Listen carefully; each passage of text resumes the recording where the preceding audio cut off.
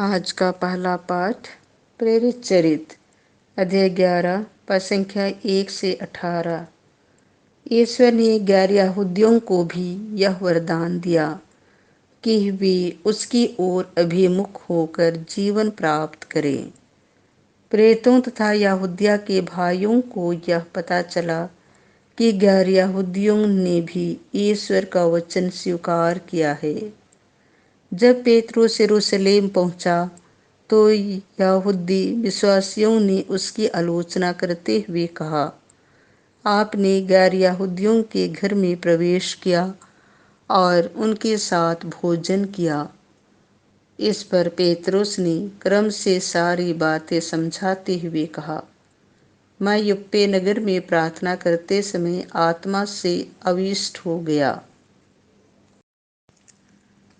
मैंने देखा कि लंबी चौड़ी चादर जैसी कोई चीज स्वर्ग से उतर रही है और उसके 4 कोने मेरे पास पृथ्वी पर रखे जा रहे हैं।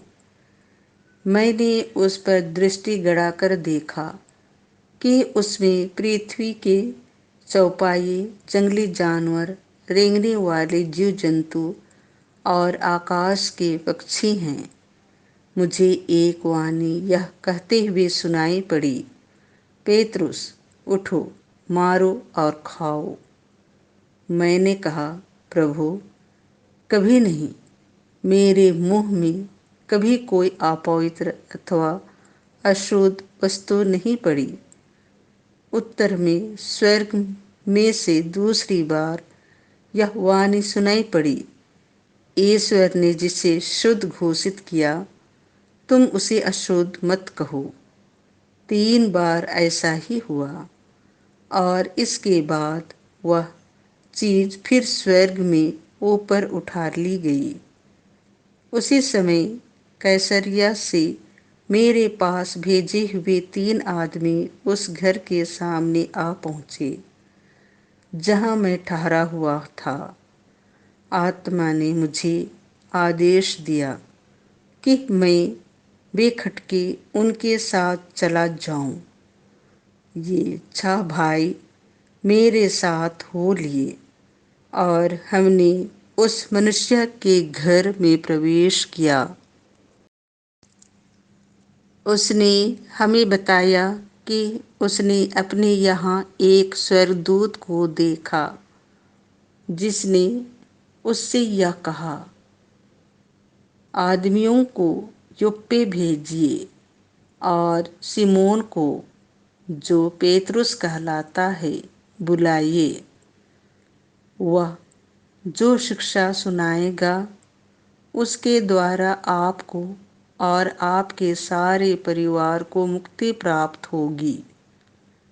मैंने बोलना आरंभ किया ही था कि पवित्र आत्मा उन लोगों पर उतरा जैसे कि वह प्रारंभ में हम पर उतरा था।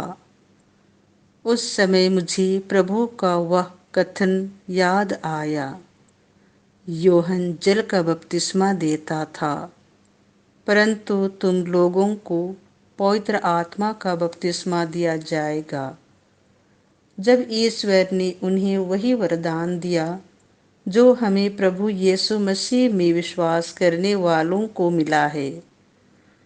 तो मैं कौन था जो ईश्वर के विधान में बाधा डालता? ये बातें सुनकर वे शांत हो गए और यह कहते हुए ईश्वर की स्तुति करने लगे। ईश्वर ने गैर यहूदियों को भी यह वरदान दिया कि वे उसकी ओर अभिमुख होकर जीवन प्राप्त करें। यह प्रभु की वाणी है। संत यूहन्ना के अनुसार पवित्र सुसमाचार अध्याय 10 पद संख्या 1 से 10। भेड़शाला का द्वार मैं हूँ। यीशु ने यह कहा, मैं तुम लोगों से कह देता हूँ, जो फाटक से भेड़शाला में प्रवेश नहीं करता बल्कि दूसरे रास्ते से चढ़कर आता है, वह चोर और डाकू है।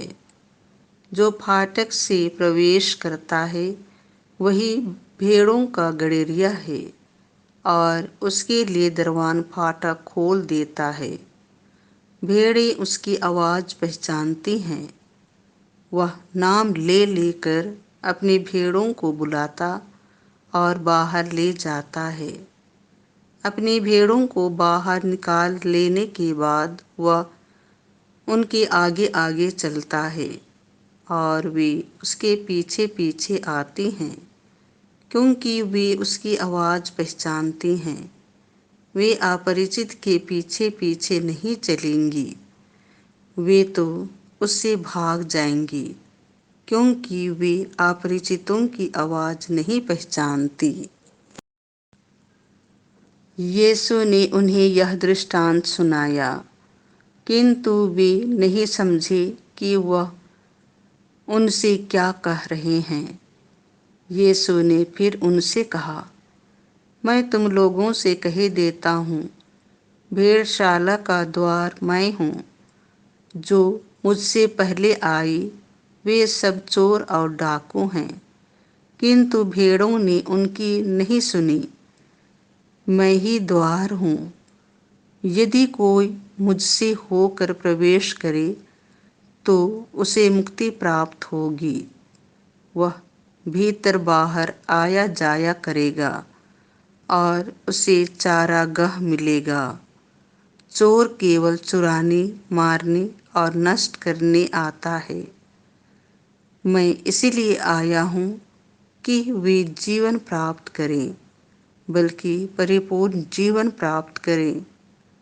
यह प्रभु का सुसमाचार है।